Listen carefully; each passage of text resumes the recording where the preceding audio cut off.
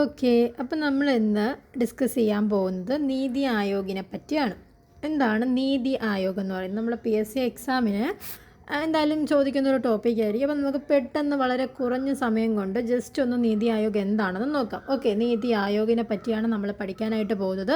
First നമ്മൾ എന്തായാലും അതിൻ്റെ ഫുൾ ഫോം അറിഞ്ഞിരിക്കണം. നീതി ആയോഗിൻ്റെ ഫുൾ ഫോം എന്ന് പറയുന്നത് national institution for transforming India ആണ്. ഓർത്ത് വെച്ചേക്കുക. എന്താണ് national institution for transforming India? ഇത് പലതരത്തിൽ തിരിച്ച് മറിച്ചും ഒക്കെ ചോദിക്കും. അപ്പം നമ്മൾ അറിഞ്ഞിരിക്കണം എന്താണ് നീതി ആയോഗിൻ്റെ ഫുൾ ഫോം എന്ന് പറഞ്ഞാൽ national institution for transforming India എന്നാണ് നീതി ആയോഗിൻ്റെ ഫുൾ ഫോം. പറഞ്ഞേ, national institution for transforming India. Then next നോക്കിയേ, എക്സാം ഓറിയൻറ്റഡ് ആയിട്ടുള്ള കീ ഫാക്റ്റ് ആണ്. ഇത് എന്നാണ് എസ്റ്റാബ്ലിഷ് ചെയ്തത്? നിങ്ങൾ അത് മാത്രം പഠിച്ചാൽ മതി. പെട്ടെന്നുള്ള കാര്യങ്ങൾ, നമ്മുടെ മെയിൻ പോയിൻറ്റ്സ് മാത്രം. എസ്റ്റാബ്ലിഷ് ചെയ്തത് എന്നാണ്? 2015.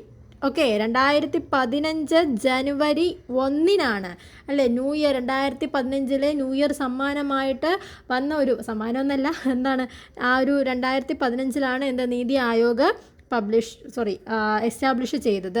ഇനി ഇത് എന്തിനെയാണ് റീപ്ലേസ് ചെയ്തത്? അടുത്ത ക്വസ്റ്റ്യൻ വരും. ഇത് എന്തിനെ റീപ്ലേസ് ചെയ്തിട്ടാണ് വന്നത്? എന്തിനെയാണ്? പ്ലാനിംഗ് കമ്മീഷനാണ്. പ്ലാനിംഗ് കമ്മീഷനെ റീപ്ലേസ് ചെയ്തിട്ടാണ് ഏത് വന്നത്? നീതി ആയോഗ് വന്നത്. അപ്പോൾ നമ്മൾ പറഞ്ഞു, ആദ്യം പഠിച്ച കാര്യം നോക്കിയേ, നീതി ആയോഗിൻ്റെ full form national institution for transforming India ആണ്. രണ്ടാമത്തെ പോയിന്റ്, അത് എന്നാണ് എസ്റ്റാബ്ലിഷ് ചെയ്തത്? 2015 ജനുവരി 1 അത് എസ്റ്റാബ്ലിഷ് ചെയ്തത്. ഇത് എന്തിനാണ് റീപ്ലേസ് ചെയ്തത്? പ്ലാനിംഗ് കമ്മീഷനാണ് റീപ്ലേസ് ചെയ്തത്. ഇതിൻ്റെ ഹെഡ് ക്വാർട്ടേഴ്സ് എവിടെയാണ്? അടുത്ത ചോദ്യം. നീതി ആയോഗിൻ്റെ ഹെഡ് ക്വാർട്ടേഴ്സ് ന്യൂഡൽഹിയിലാണ് നീതി ആയോഗിൻ്റെ ഹെഡ് ക്വാർട്ടേഴ്സ്. ഇതിൻ്റെ ചെയർമാൻ ആരാണ്? PM, നമ്മുടെ prime minister of India. Current PM ആരാണ്? നരേന്ദ്രമോദിയാണ്. ഓക്കെ, അപ്പോൾ ചെയർമാൻ ആരാണ്? പ്രൈം മിനിസ്റ്റർ ഓഫ് ഇന്ത്യ ആണ്. ഇനി എന്താണ് ഇതിൻ്റെ ഫങ്ഷൻസ് എന്ന് ചോദിച്ചാൽ, act as A policy think tank ആണ്. അപ്പോൾ അത് നോക്കിയേ, പോളിസി തിങ്ക് ടാങ്ക് എന്ന് പറഞ്ഞാൽ എന്താണ് meaning? A policy think tank is an organisation that studies problems and give expert advice to the government. Problems അല്ലെങ്കിൽ പ്രശ്നങ്ങൾ പഠിച്ചതിന് ശേഷം ഗവൺമെൻറ്റിന് അഡ്വൈസ് കൊടുക്കുന്ന ഒരു ഓർഗനൈസേഷനെയാണ്, അല്ലെങ്കിൽ അതിനെയാണ് നമ്മൾ പോളിസി തിങ്ക് ടാങ്ക് എന്ന് പറയുന്നത്. ഓക്കെ, ദെൻ അതുപോലെ തന്നെ സിമ്പിൾ വേർഡ്സിൽ പറയുകയാണെങ്കിൽ തിങ്ക് പ്ലസ് സജസ്റ്റ് പോളിസീസ്. അതിനെപ്പറ്റി ചിന്തിക്കുകയും അതുപോലെ തന്നെ പോളിസീസ് സജസ്റ്റ് ചെയ്യുകയും ചെയ്യുന്നതാണ് എന്ന് പറയുന്നത് തിങ്ക് ടാങ്ക് പോളിസി എന്ന് നമ്മൾ പറയുന്നത്. ഇനി എന്തൊക്കെയാണ് ഇത് ചെയ്യുന്നതെന്ന് പറഞ്ഞാൽ, എക്കണോമിയെ പറ്റി പഠിക്കുന്നു, സൊസൈറ്റിയെ പറ്റി പഠിക്കുന്നു, ഡെവലപ്മെൻറ്റിനെ പറ്റി പഠിക്കുന്നു, പ്ലാൻസ് സജസ്റ്റ് ചെയ്യുന്നു, പോളിസീസ് സജസ്റ്റ് ചെയ്യുന്നു, റിഫോംസ് സജസ്റ്റ് ചെയ്യുന്നു, ഗവൺമെൻറ്റിൻ്റെ ഡിസിഷൻ മേക്കിങ്ങിന് എന്ത് ചെയ്യുന്നുണ്ട്? ഹെൽപ്പ് ചെയ്യുന്നുണ്ട്. നീതി ആയോഗ് എന്ന് പറയുന്നത് ഒരു policy think tank of India ആണ്. അതുപോലെ തന്നെ നമുക്ക് പറയാനാണ് എന്താണ്, ഒരു അഡ്വൈസറി ബോഡിയാണ്. ഇത് ഗിവ്സ് പോളിസി ഐഡിയാസ് ടു ഗവൺമെൻറ്റിന് ഐഡിയാസ് കൊടുക്കുന്ന, പോളിസീസ് ഐഡിയാസ് കൊടുക്കുന്ന ഒരു അഡ്വൈസറി ബോഡിയാണ് എന്ന് പറയുന്നത് നീതി ആയോഗ് എന്ന് പറയുന്നത്. അപ്പം നമ്മൾ ഓർത്ത് വെച്ചേക്കുന്ന കാര്യം, നമ്മുടെ ഈ ഒരു തിങ്ക് ടാങ്ക് പോളിസിയിലൂടെ ഇതൊരിക്കലും ലോസ് മേക്ക് ചെയ്യില്ല. അത് എന്ത് മാത്രമേ ചെയ്യുള്ളൂ? അഡ്വൈസ് മാത്രമേ ചെയ്യുള്ളൂ. ലോ മേക്ക് ചെയ്യില്ല, അഡ്വൈസസ് മാത്രം കൊടുക്കുകയുള്ളൂ. ഓക്കെ, ഇത്രയാണ് നമ്മൾ പോളിസി തിങ്ക് ടാങ്ക് എന്ന് പറയുന്നത്. ഓക്കെ, ഇനി അടുത്ത പോയിന്റ് നോക്കിയേ, അത് കോപ്പറേറ്റീവ് ഫെഡറലിസത്തെയാണ് ഹാൻഡിൽ ചെയ്യുന്നത്. അതുപോലെ തന്നെ പ്ലാനിങ്, ഡെവലപ്മെൻറ്റൽ സ്ട്രാറ്റജീസിനെയൊക്കെ അതിനെ എന്ത് ചെയ്യുന്നുണ്ട്? സഹായിക്കുന്നുണ്ട്. പിന്നെ അതുപോലെ തന്നെ നീതി ആയോഗ് എന്ന് പറയുമ്പോൾ policy think tank of government of India ആണ്. ഇത്രയാണ് നമ്മൾ ജസ്റ്റ് നോക്കിയത്. ഓക്കെ, ദെൻ അടുത്തത് ഇതിൻ്റെ ഫങ്ഷൻസ് നമ്മൾ പറഞ്ഞു.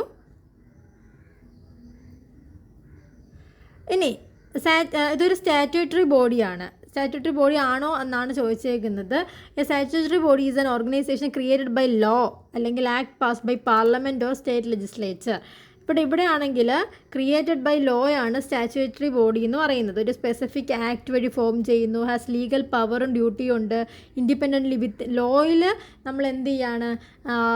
വിത്തിൻ ദ ലോയിൽ ഇൻഡിപെൻഡൻ്റ് ആയിട്ട് വർക്ക് ചെയ്യുകയാണ്. ഇവിടെ national human rights commission, central information കമ്മീഷനൊക്കെ ഇതിന് എക്സാമ്പിളാണ്.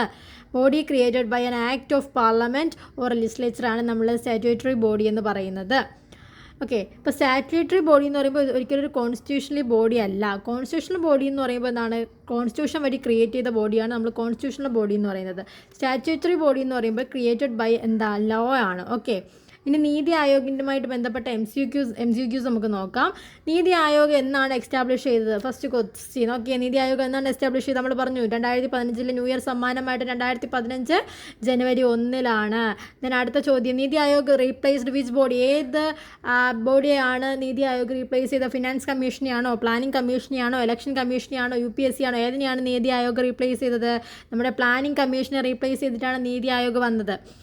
ഇനി അടുത്ത full form of NITI Aayog. കണ്ടോ, ഓപ്ഷൻസ് ചോദിച്ചുണ്ടോ?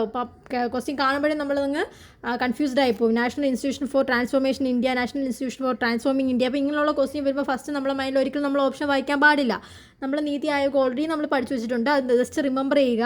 അത് ഇതിലോട്ട് ഉണ്ടോ എന്ന് മാത്രമേ നമ്മൾ നോക്കാൻ പാടുള്ളൂ. നമ്മൾ ആൻസർ നോക്കിയാൽ national institution for transforming India ആണ് നമ്മുടെ ആൻസർ വരുന്നത്. ഇനി ആരാണ് നമ്മുടെ നീതി ആയോഗിൻ്റെ ചെയർമാൻ എന്ന് പറയുന്നത്? പ്രസിഡൻ്റ് ആണോ, പ്രൈം മിനിസ്റ്റർ ആണോ, ഫിനാൻസ് മിനിസ്റ്റർ ആണോ, വൈസ് പ്രസിഡൻ്റ് ആണോ? ആരാണ്? നമ്മുടെ പ്രൈം മിനിസ്റ്റർ ആണ്, PM ആണ്. ചിലപ്പോൾ ആൾക്കാരുടെ പേരായിരിക്കും തരുന്നത്. നിലവിലെ പ്രസിഡന്റ്, ഫിനാൻസ് മിനിസ്റ്ററിൻ്റെ ഒക്കെ പേര് തരും, കൂട്ടത്തിൽ നമ്മുടെ നരേന്ദ്രമോദിയുടെ പേരും കാണും. അപ്പോൾ ആരാണ്? ഇപ്പോൾ നമ്മുടെ കറണ്ട് പ്രൈം മിനിസ്റ്റർ ആയിട്ടുള്ള നരേന്ദ്രമോദിയാണ് നീതി ആയോഗിൻ്റെ ചെയർമാൻ എന്ന് പറയുന്നത്. ഇനി നീതി ആയോഗ് എന്ന് പറയുന്നത് എന്താണ്? NITI Aayog is a constitutional ബോഡിയാണോ, സ്റ്റാറ്റ്യൂട്ടറി ബോഡിയാണോ, എക്സിക്യൂട്ടീവ് ബോഡിയാണോ ചോദിച്ചു? അതൊരു എക്സിക്യൂട്ടീവ് ബോഡിയാണ് എന്ന് പറയുന്നത് നീതി ആയോഗ് എന്ന് പറയുന്നത്. ഇനി head quarters of NITI Aayog എന്ന് പറയുന്നത് എവിടെയാണ്? ന്യൂഡൽഹിയിലാണ്.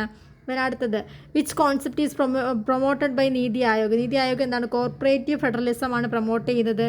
നീതി ആയോഗ് എന്താണ് പ്രൈമറായിട്ട് അത് മെയിൻലി ഫങ്ഷൻ ചെയ്യുന്നത്? എന്താണ്? പോളിസി തിങ്ക് ടാങ്ക് ആയിട്ടാണ് ഫങ്ഷൻ ചെയ്യുന്നത്.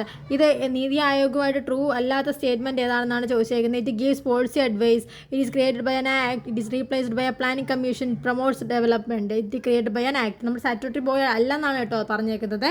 ഓക്കെ, അപ്പോൾ ദെൻ അടുത്തത്, വൈസ് പ്രസിഡന്റ് ഓഫ് നീതി Aayog is appointed by. Niti ആയോഗിൻ്റെ വൈസ് പ്രസിഡന്റിനെ പ്രൈം മിനിസ്റ്റർ തന്നെയാണ് എന്ത് ചെയ്യുന്നത്?